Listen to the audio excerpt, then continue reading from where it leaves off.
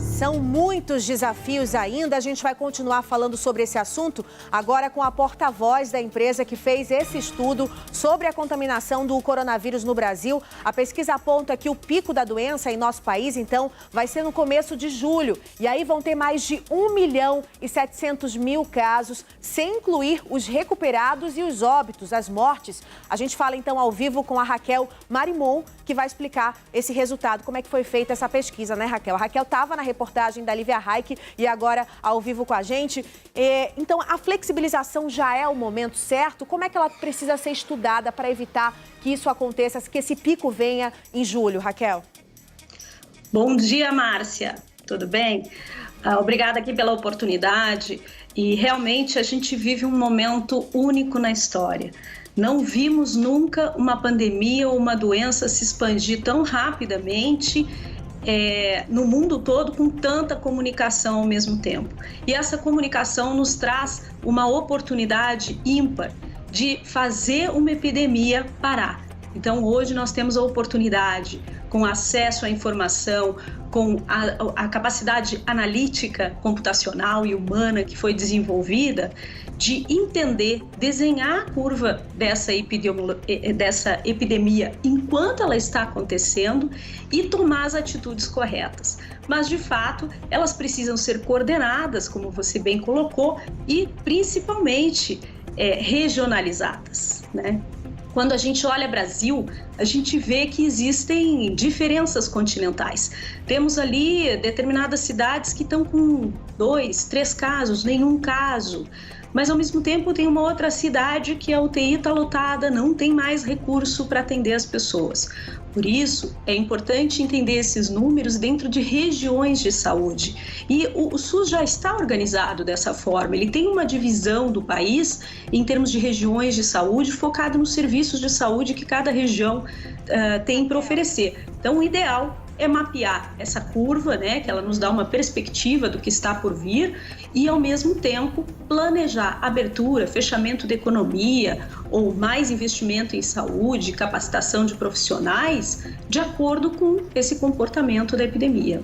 Vamos falar então de São Paulo, Raquel, porque a situação aqui ainda é complicada. Inclusive, a prefeitura estendeu o prazo da quarentena, mas algumas cidades já podem flexibilizar a abertura do comércio, né? Aqui na capital, por exemplo, a região metropolitana está sobrecarregada. As UTIs estão aí com mais de 90% de superlotação nesse momento, principalmente na região metropolitana, em cidades aqui próximas a São Paulo. Como é que você vê esse esquema? Assim, o governo está agindo de uma forma adequada, flexibilizando já algumas cidades?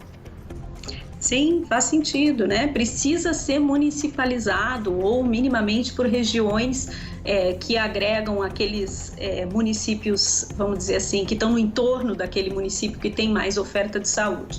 Preocupa quando essas iniciativas não estão bem coordenadas. Então, não adiantaria muito São Paulo estar fechado e todo o entorno está liberado, porque temos várias cidades que se intercomunicam com São Paulo de forma cotidiana, diária e bastante intensa.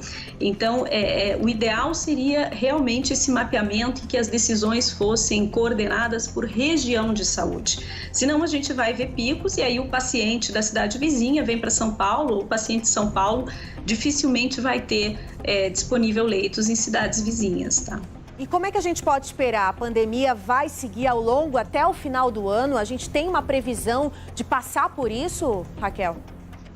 Essa é a nossa grande esperança, passar por isso o quanto antes. Acho que as pessoas também querem voltar a ter uma vida como ela era antes, mas não dá para imaginar que vai ser tão rápido assim.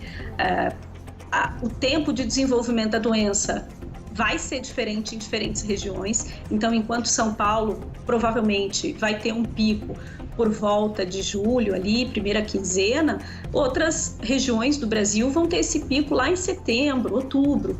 Então, o deslocamento das pessoas, né, de um lugar para o outro, vai ter que ser restritivo, vai ter que ser muito bem pesado, muito bem ponderado e com critérios. Então, quando a gente fala em quando isso vai acabar, realmente vai mais longe, vamos jogar lá para 2021, talvez 2022, porque a gente depende de também ter recurso que imunize a população em massa.